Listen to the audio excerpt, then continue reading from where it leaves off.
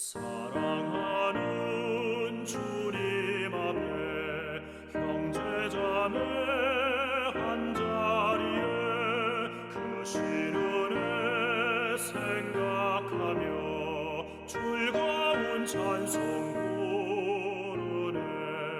내 주 예수 본을 받아 모든 사랑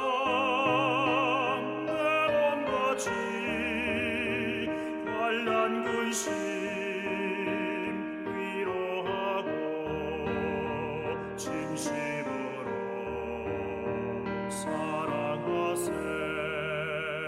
사랑하는 주님 앞에 온갖 충성 다 바쳐서 괴로우나 즐거우나 주님만 입서 섬기네. 우리 주님 거룩한 손 제자들의 어르시사 남 섬기는 종의 도를 몸소에게 보이셨네.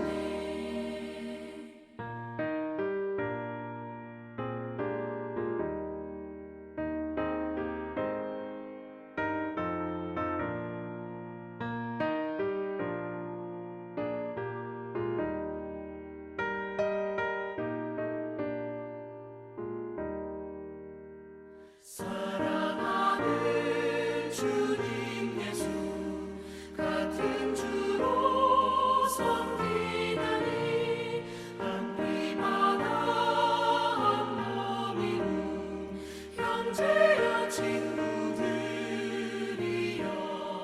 한 몸같이 친밀하고 마음으로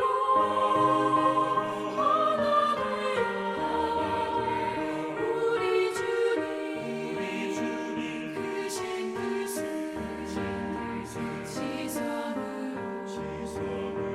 준행하세. 2026년 6월 18일 목요일입니다. 오늘도 말씀 앞에 나오신 우리 성도님들을 주님의 이름으로 환영하고 축복합니다. 오늘 우리가 함께 묵상할 말씀은 고린도전서 11장 17절부터 34절까지의 말씀입니다. 신앙생활을 하면서 가장 중요한 예식 가운데 하나가 바로 성찬식입니다. 떡과 잔을 받으며 우리는 십자가에 달려 우리를 위해 흘리신 예수님의 보혈과 측량할 수 없는 그 사랑을 온몸으로 경험합니다. 성찬은 보이지 않는 하나님의 은혜를 눈으로 보게 하는 거룩한 통로이며 그 안에서 우리는 그리스도와 한 몸 됨을, 또 그리스도 안에서 공동체가 한 몸 된 어떤 그 연합들을 확인하게 됩니다.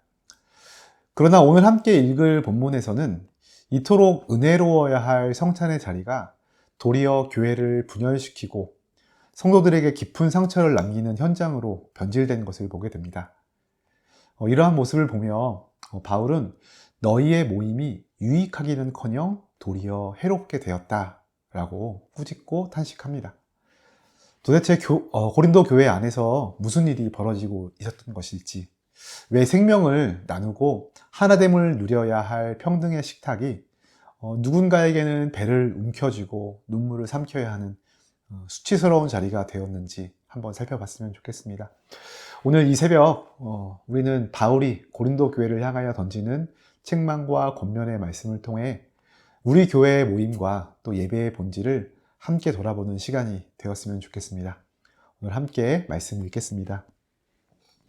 내가 명하는 이 일에 너희를 칭찬하지 아니하나니 이는 너희의 모임이 유익이 못되고 도리어 해로움이라. 먼저 너희가 교회에 모일 때 너희 중에 분쟁이 있다 함을 듣고 어느 정도 믿거니와 너희 중에 파당이 있어야 너희 중에 옳다 인정함을 받은 자들이 나타나게 되리라. 그런즉 너희가 함께 모여서 주의 만찬을 먹을 수 없으니 이는 먹을 때에 각각 자기의 만찬을 먼저 갖다 먹으므로 어떤 사람은 시장하고 어떤 사람은 취함이라. 너희가 먹고 마실 집이 없느냐? 너희가 하나님의 교회를 업신여기고 빈궁한 자들을 부끄럽게 하느냐? 내가 너희에게 무슨 말을 하랴? 너희를 칭찬하랴? 이것으로 칭찬하지 않노라.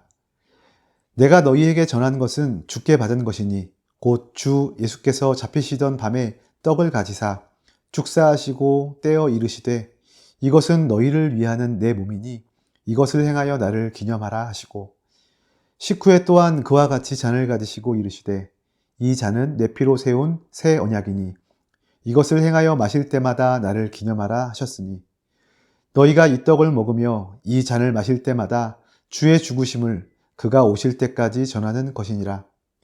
그러므로 누구든지 주의 떡이나 잔을 합당하지 않게 먹고 마시는 자는 주의 몸과 피에 대하여 죄를 짓는 것이니라. 사람이 자기를 살피고 그 후에야 이 떡을 먹고 이 잔을 마실지니 주의 몸을 분별하지 못하고 먹고 마시는 자는 자기의 죄를 먹고 마시는 것이니라. 그러므로 너희 중에 약한 자와 병든 자가 많고 잠자는 자도 적지 아니하니 우리가 우리를 살폈으면 판단을 받지 아니하려니와 우리가 판단을 받는 것은 주께 징계를 받는 것이니 이는 우리로 세상과 함께 정죄함을 받지 않게 하려 하심이라. 그런즉 내 형제들아 먹으러 모일 때 서로 기다리라. 만일 누구든지 시장하거든 집에서 먹을지니 이는 너희의 모임이 판단받는 모임이 되지 않게 하려 함이라. 그 밖의 일들은 내가 언제든 갈 때에 바로 잡으리라. 아멘. 첫 번째 단락에서 바울은 고린도 교회 내에 발생한 분열과 차별의 실상을 고발합니다. 초대교회 예배는 오늘날처럼 정형화된 예전의 형태가 아니었습니다. 성도들은 모일 때마다 각자 음식을 가져와서 함께 나누는 애찬을 먼저 가졌고 그 마지막 즈음 성찬식으로 이어져 거행했습니다. 그런데 이 공동의 식사 자리에서 심각한 문제가 발생합니다. 당시 고린도 교회 안에는 부유층과 가난한 노동자, 또 주인의 허락 없이는 외출조차 자유롭게 할 수 없는 노예 계층이 함께 있었습니다. 문제는 낮에 일하지 않아도 되는 부유한 성도들이 일찍 도착하여서 자신들이 가져온 음식들을 다 먹어 치우고 취해버렸습니다. 그리고 뒤늦게 고된 일과를 마치고 도착한 가난한 성도들과 노예들에게 남은 것은 없었던 거죠. 바울은 19절에서 파당, 하이레시스라는 단어를 사용합니다. 나중에 이단을 뜻하는 헤러시라는 단어의 어원이 될 만큼 이것은 교회를 찢어놓는 심각한 분열을 가리키는 단어입니다. 예수님은 우리와 하나님을 화목하게 하시려고 십자가에서 찢기셨는데 고린도 교회는 이를 기념하는 성찬식을 하면서 도리어 찢어지고 있었으니 아이러니한 일입니다. 바울은 이러한 행동이 단지 식사 예절의 문제가 아님을 지적합니다. 22절에서 너희가 하나님의 교회를 업신여기고 빈궁한 자들을 부끄럽게 하느냐라고 질타합니다. 경제적 능력과 사회적 지위를 교회 안에서 특권으로 삼아 가난한 형제를 무시하는 것은 핏값으로 사셔서 모든 지체를 부르신 하나님의 뜻을 저버리는 교만함이었습니다. 이제 이렇게 무너져 내린 고린도 교회를 향하여서 성찬의 본래의 기원과 목적을 바울은 다시 가르쳐주고 있습니다. 23절부터 해서 이제 문제의 해결은 다시 본연의 의미를 되새기는 것에서 시작합니다. 23절에 내가 너희에게 전한 것은 주께 받은 것이니 라고 명확히 밝힙니다. 성찬은 사람이 고안해낸 종교적인 행사가 아니라 우리를 살리시기 위하여 자기 몸을 내어주신 예수님께서 직접 명하신 예식이라는 겁니다. 바울은 예수님께서 잡히시던 날 그 밤에 제자들과 나누셨던 최후의 만찬을 상기시킵니다. 24, 25절 이것은 너희를 위하는 내 몸이니 이것을 행하여 나를 기념하라. 이 잔은 내 피로 세운 새 언약이니 이것을 행하여 마실 때마다 나를 기념하라. 아멘. 여기에서 기념한다 라고 하는 것은 단순히 과거의 사건을 추억하는 것이 아니죠.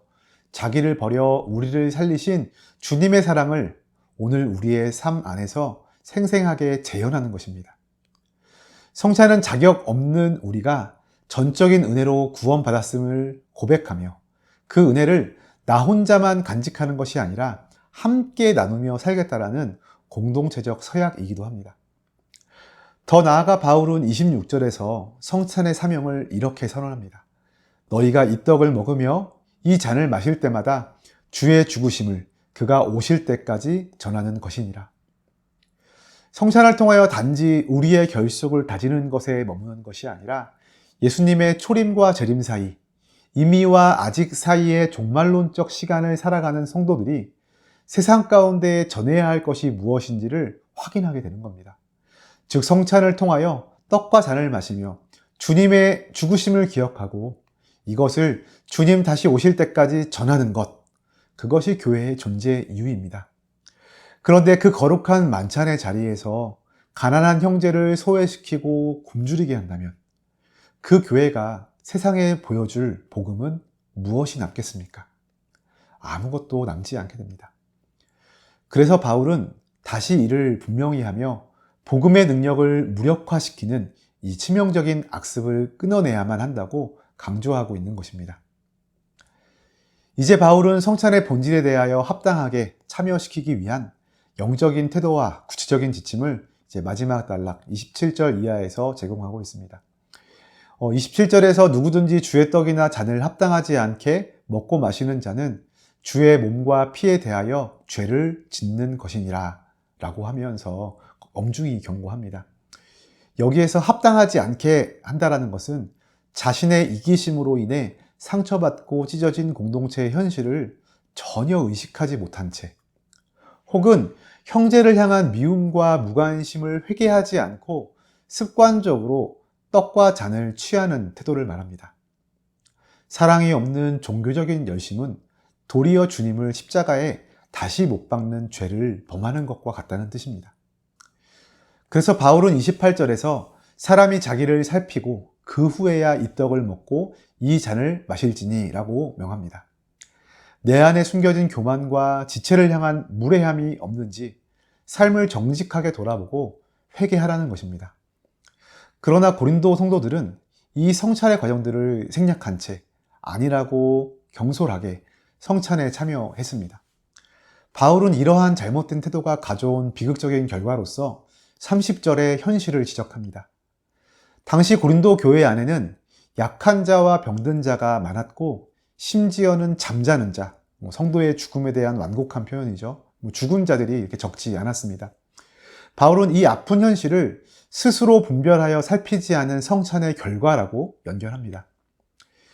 이 30절을 성찬을 훼손하고 무례하게 행한 자들에 대한 하나님의 직접적인 심판과 육체적 징계로 보는 것이 전통적인 해석입니다. 하지만 이를 당시 교회의 사회적 맥락 안에서 바라보는 공동체적 해석도 가능합니다. 즉 30절에 등장하는 악하고 병들고 죽은 자들은 성찬을 훼손한 가해자들이 아니라 도리어 부유한 자들의 무분별한 이기심 때문에 실제로 생존을 위협받은 공동체 내의 연약한 지체들이었다라고 보는 관점입니다. 언제나 이기심의 틈바구니에서 가장 먼저 가장 깊이 피해를 보는 쪽은 강한 자가 아니라 약한 자들이기 때문입니다. 실제로 부유한 자들이 음식을 먼저 다 먹어버림으로써 생업으로 늦게 도착한 가난한 성도들은 심각한 주림과 영양실조에 시달려야 했습니다. 결국 이들이 약해지고 병들고 죽음에 이르게 되었다라고 하는 해석 역시 당시의 실태를 비추어 볼 때 충분히 설득력 있는 해석인 것 같습니다. 형제를 지체로 살피지 않고 소외시킨 부자들의 이기심은 가난한 자들을 향한 소리 없는 폭력이었습니다. 따라서 바울의 경고는 공동체적 분열과 어려움을 유발한 자들을 향한 하나님의 엄중한 심판의 성격을 띱니다.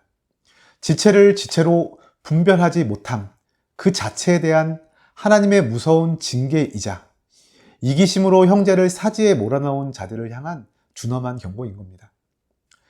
그러나 바울은 이 징계가 공동체를 완전히 멸망시키기 위한 심판이 아님을 분명히 합니다. 32절에서 바울은 우리가 판단을 받는 것은 주께 징계를 받는 것이니 이는 우리로 세상과 함께 정죄함을 받지 않게 하려 하심이라 이렇게 위로합니다. 질병과 고통이라는 비극적인 상황조차도 교회를 바른 길로 돌이키시려는 하나님의 아픈 섭리이며 아들로 대우하시기에 내리는 사랑의 매라는 것입니다. 이 은혜의 섭리 안에서 바울은 33, 34절에서 마침내 가장 실제적이고 단순 명쾌한 해결책을 제시합니다. 내 형제들아, 먹으러 모일 때 서로 기다리라. 만일 누구든지 시장하거든 집에서 먼저 먹고 와라. 참으로 심플하지만 놀라운 권면입니다. 신학적이고 거창한 논리 끝에 주어진 최종적 결론은 바로 서로를 기다려주는 작은 배려입니다. 늦게 오는 가난한 형제들이 민망하지 않도록 내 배고픔을 참아내며 집에서 미리 요기를 하고 와서라도 함께 출발선에 서주라는 것입니다. 내 자유와 권리를 먼저 쓰지 않고 연약한 지체의 보폭에 맞추어 기꺼이 기다려주는 이 작고도 깊은 배려야말로 십자가의 삶이 우리 일상에 적용되는 가장 강력한 실천입니다. 이제 오늘 말씀을 우리의 삶 가운데 또 우리 교회의 현실 가운데 적용해 보면서 이렇게 세 가지 질문을 살펴보도록 하겠습니다. 첫째로, 나의 이기적인 예배가 하나님의 징계를 부르고 누군가에게는 소리 없는 폭력이 되고 있지 않은지 돌아봤으면 좋겠습니다. 고린도의 부자들은 자신들이 열심히 모여서 또 풍성한 성찬을 누리고 있다라고 착각했지만 그 모임은 이웃의 가슴에 못을 박고 하나님의 거룩함을 모독하는 해로운 모임이었습니다. 30절의 경고는 이중적인 엄중함으로 다가옵니다. 전통적인 해석처럼 하나님의 거룩한 예식을 훼손하는 자들을 향한 신적 징계이자 동시에 공동체적 해석처럼 부유한 자들의 이기심 때문에 실제로 가난한 지체들이 영양실조와 질병으로 죽어나간 참혹한 사회적인 결과였습니다. 나의 신앙적 안일함과 무관심은 하나님의 준엄한 심판을 부를 뿐만 아니라 내 곁에 연약한 지체들을 굶주리게 방치하는 영적 폭력이 될 수 있음을 기억해야 합니다.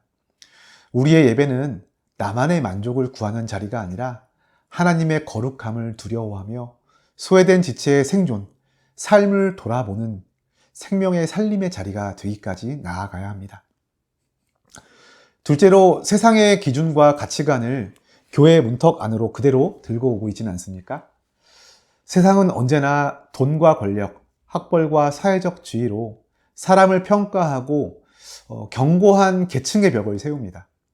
고린도 교회의 비극은 그 세상의 계급 구조가 교회 안에 그대로 투영되어 신분의 차이와 상처만 확인시켰다는 점에 있습니다. 그러나 하나님의 교회는 세상과 전혀 다른 대한 공동체입니다. 십자가의 은혜 앞에서는 부자나 가난한 자나 모두가 철저한 죄인이자 동시에 한없이 존귀한 한 몸의 지체일 뿐입니다. 우리 안에서 나도 모르게 사회적 조건으로 형제들을 판단하거나 차별하고 있다면 그것은 주님의 몸된 교회를 업신여기는 행위임을 깨달아야 합니다. 셋째로, 주님이 주신 영적 자유를 공동체의 지체를 위하여 기꺼이 양보하고 있습니까? 참된 사랑은 무례히 행하지 않으며 자기의 유익을 구하지 않고 타인의 아픔을 먼저 헤아리는 것이라고 이야기합니다. 고린도 교회의 부유한 자들에게는 먼저 먹을 권리, 그 자유가 있었지만 그 자유를 이기적으로 사용하여 다른 이들의 유익을 짓밟았을 때 그것은 심각한 죄가 되어버립니다.